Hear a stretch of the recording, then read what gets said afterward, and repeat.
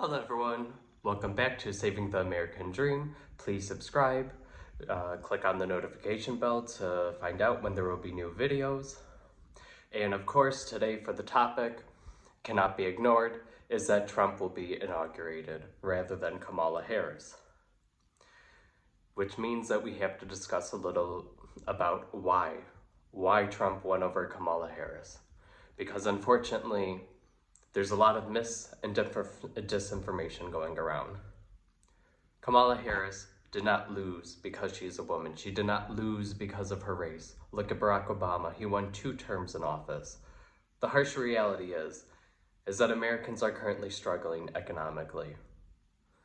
Housing costs are going up, groceries, the price of transportation, everything's skyrocketing. Trump campaigned on this, while Kamala Harris, on the other hand, rather than admitting that the economy was not necessarily going smoothly under Biden, sure, GDP are growing, the economy, GDP per capita was increasing. It looks like the US is doing better, one of the wealthiest countries in the world, but individually, workers are struggling. And the harsh reality is, Kamala Harris refused to accept this, refused that she would need to do things differently than Joe Biden, because when she was asked by journalists repeatedly, what would you do differently than Joe Biden? She had no answer. She said that it would just be business as usual, her along with Tim Walz. But the reality is, voters were not going to accept this. Voters realized that they were struggling. These past 4 years have become harder. And when you have a candidate who refuses to even mention that and accept that, it doesn't give much hope for a more optimistic future. So I heavily disagree with political analysts the night of the election trying to say that her campaign was full of optimism while Trump's was dark and gloomy. Because sometimes we have to accept the dark and gloomy parts in order to have a better future. When people aren't doing well economically, pretending that that's not the case is not optimism. That's ignorance. That's someone who won't help improve things for the future. And it's a little eye-opening watching people criticize people for their choice to vote for Trump and say, oh, well, you're privileged, and then make fun of them. Oh, what, you're voting for him because the price of eggs and milk increased? That just reeks of arrogance, that statement. That screams of someone who does not have to worry about the prices increasing. If you don't have to worry about inflation as a Kamala supporter, congratulations. Use your own terminology. You are privileged. When people are living paycheck to paycheck, having to go into debt to cover the basics, realizing that they cannot continue with this trend of wages not catching up with prices, well, then of course, they're not going to want to vote for a political candidate who accepts this harsh reality. And with Kamala, we just did not see that with her. We did not see her talking about what she would do differently, what she would do to help people improve their position. Instead, we had a $1 billion campaign that went into debt because she kept on chasing celebrity endorsements. And when people continue to struggle more and more, Americans care less what celebrities do. And in fact, it angers them when celebrities are shoved in their face. Oh, see, this is why you have to vote for Kamala. Megantheestallion twerks at a political rally in support of in support of Kamala Harris. So yes, everyone should vote for Kamala Harris because Megantheestallion thinks so. Okay, that's great, but Megantheestallion is also a millionaire. Megantheestallion doesn't have to worry if the economy worsens for the average American, and Kamala Harris refuses to accept that truth.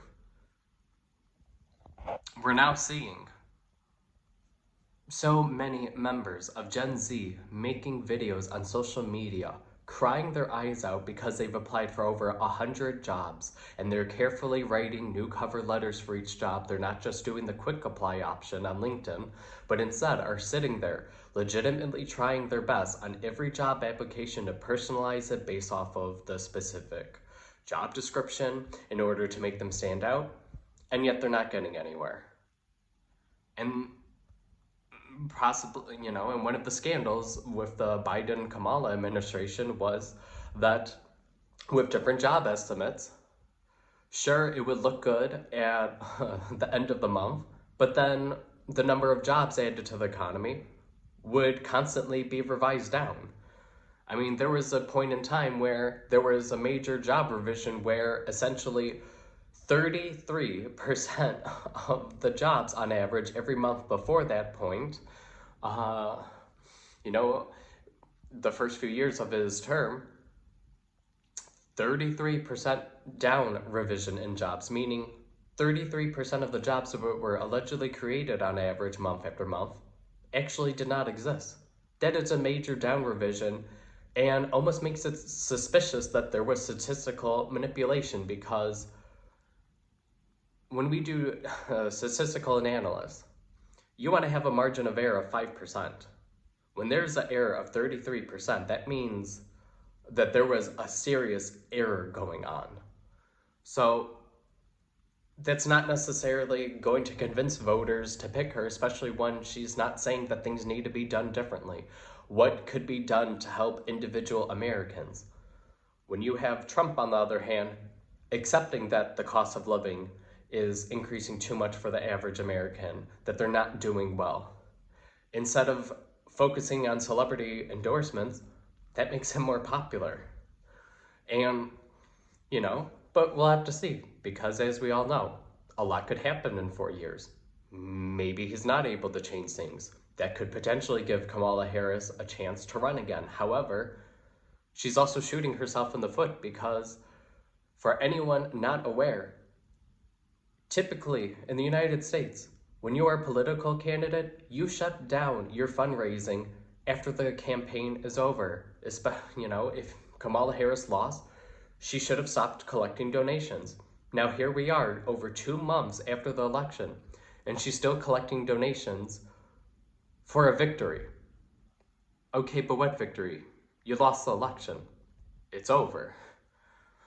If you want to run in 2028 again, that's fine, but are you now trying to campaign 4 years in advance? But that's a major scandal that she's still collecting money from donors 2 months after, without explicitly telling donors that your credit card will still be charged. So in case anyone donated to her and you don't want to keep on paying her, make sure you withdraw your credit card information from her campaign website, because she's still charging you. And listen, we know that Trump is far from perfect as a person, but so is everyone on this planet.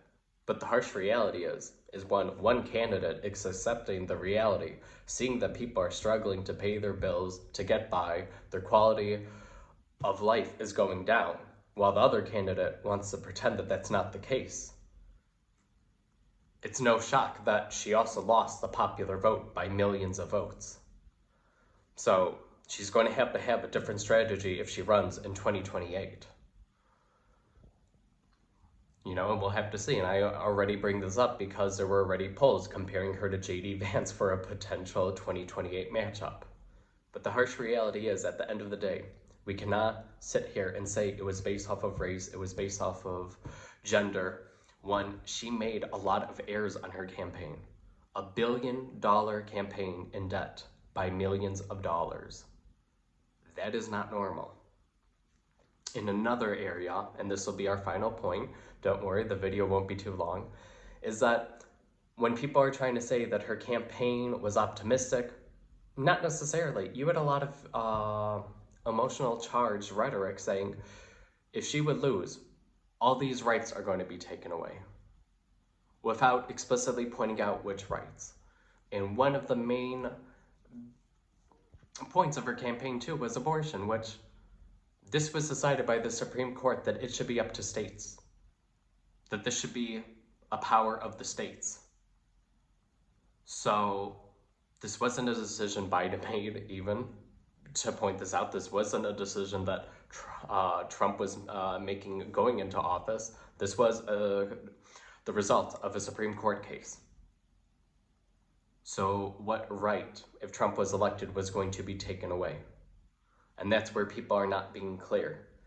And if we also look at this, 5 red states voted to increase the availability of abortion within those states.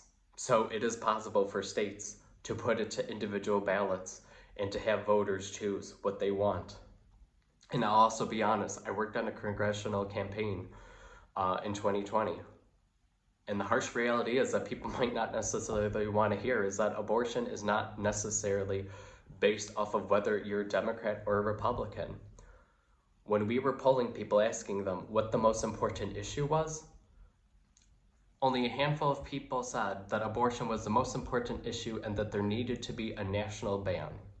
No, these were not conservative men like people may try to assume. These were Democrat registered women who vote consistently for Democrat candidates but insisting that they want a national abortion ban. So we cannot sit here and say that this issue is clear based off of what side of the aisle you stand on, what candidates you vote for. She would have had a massive uphill battle in order to try to pass legislation for a national abortion law.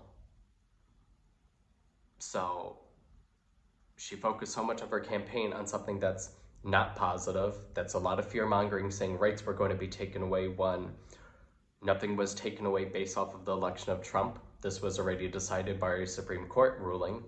But then at the same time, her not acknowledging the economic difficulties of the country. So at the end of the day, she needs to refocus her campaign if she even tries to run again, or the next Democrat candidate. When you have people not doing well economically, when they're struggling to buy the essentials, they are not privileged. They are not making a vote based off of privilege. They're making a vote based off of what they think could possibly improve their chances of having a better quality of life. We should not make fun of people struggling economically and trying to say that they're too arrogant, ignorant, and that they don't know who they should vote for.